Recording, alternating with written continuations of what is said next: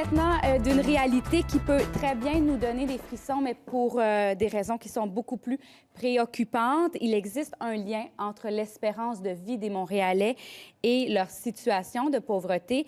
Avec nous pour faire le point, notre chroniqueuse Odette Vien de Centraide du Grand Montréal, qui est avec nous toutes les 3 semaines. Bonjour. D'entrée de jeu, j'ai envie de vous demander comment ça se fait qu'en 2014, on n'ait toujours pas la même espérance de vie dans une métropole comme Montréal?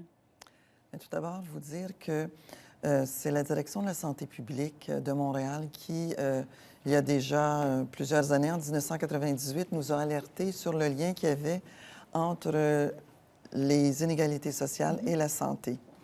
C'est que les circonstances dans lesquelles les individus naissent, grandissent, vivent, vieillissent et travaillent ont un effet, font une différence sur leur espérance de vie et leur santé.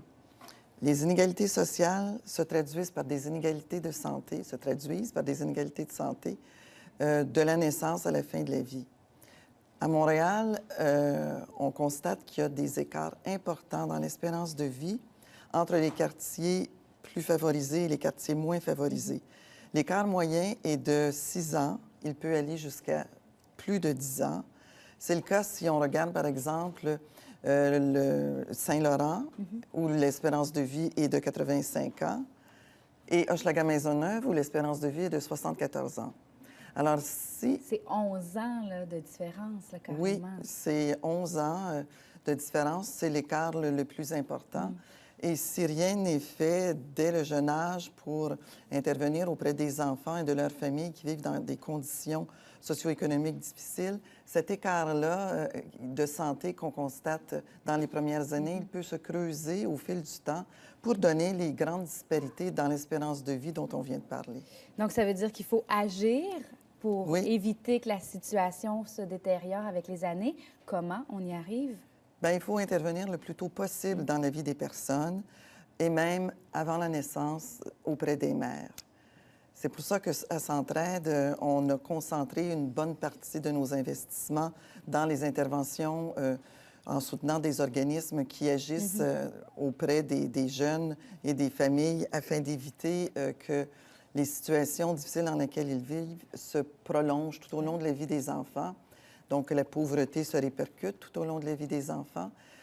Et on a fondé ce choix-là sur des études qui démontrent que les interventions qui sont faites très tôt donnent des résultats les plus intéressants et que ce sont des approches qui rapportent le plus comparativement à ce qui est investi.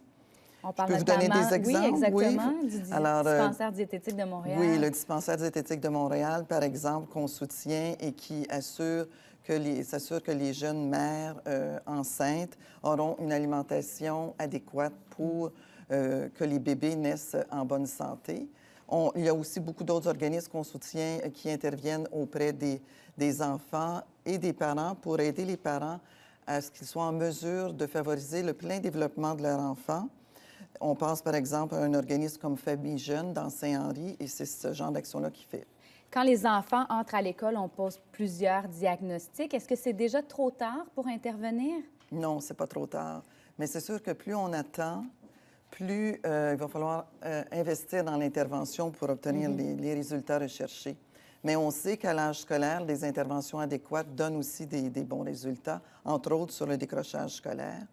Je peux vous parler d'un organisme dans Hochelaga-Maisonneuve parce qu'on sait qu'il y a plusieurs quartiers dans Montréal où le taux de décrochage est élevé. Et c'est le cas dans Hochelaga-Maisonneuve, aussi dans Pointe-Saint-Charles. Mais dans Hochelaga-Maisonneuve, on soutient un organisme très dynamique qui s'appelle Je passe partout et qui travaille en étroite collaboration avec les écoles primaires et l'école secondaire du quartier. Et on a constaté que les efforts combinés de tous, y compris de Je passe partout, ont fait reculer le décrochage scolaire. En 2003, le taux de décrochage était de 74 et en 2013, il avait baissé à 47 C'est significatif. Oui, et on voit donc que l'intervention à tout âge, là, chez les jeunes, peut donner des fruits. Et j'imagine que vous tenez compte de ces disparités-là pour attribuer vos fonds aux organismes. Tout à fait. D'ailleurs, je pense qu'on va voir une carte de la pauvreté à l'écran. Cette carte-là montre les zones où il y a plus de pauvreté qui sont en plus foncé. Oui. Et les points verts représentent les organismes qui sont soutenus par Centraide. Alors, on peut voir que là où il y a une plus grande concentration de pauvreté, il y a plus d'organismes soutenus par Centraide. Donc, on est plus présent là où il y a davantage de pauvreté. Et en plus, comme on le disait tantôt, on concentre également nos investissements auprès des organismes qui interviennent auprès des jeunes et des familles. C'est 40 des fonds recueillis qui vont dans ces organismes-là. Et il y a un autre 30 qui va pour les organismes qui travaillent à améliorer les conditions de vie de ces familles-là pour qu'ils vivent dans un environnement plus favorable. Donc, heureusement, il y a des organismes sur le terrain Oui. qui sont en mesure de faire changer les choses. Ils sont appuyés par Centraide. Et si vous avez envie, à votre tour, de faire une différence, Centraide est en grande campagne de collecte de fonds jusqu'à la fin décembre. C'est très facile d'y participer via leur site Internet. Madame Vien, merci d'avoir été avec nous. C'est moi qui vous remercie.